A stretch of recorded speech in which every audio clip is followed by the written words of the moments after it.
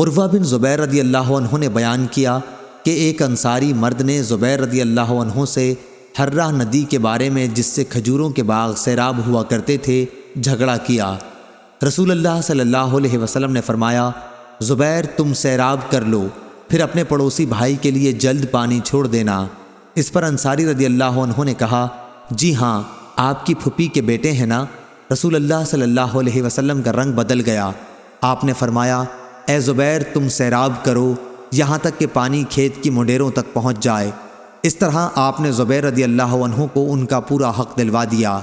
زبیر رضی اللہ عنہ کہتے ہیں کہ قسم اللہ کی، یہ آیت اسی بارے میں نازل ہوئی تھی، ہرگز نہیں، تیرے رب کی قسم، اس وقت تک یہ ایمان والے نہیں ہوں گے جب تک اپنے جملہ اختلافات میں آپ کو حکم نہ تسلیم کریں۔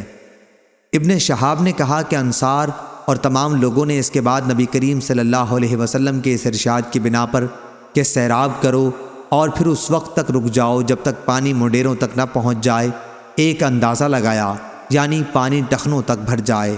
صحیح بخاری حدیث نمبر 2362۔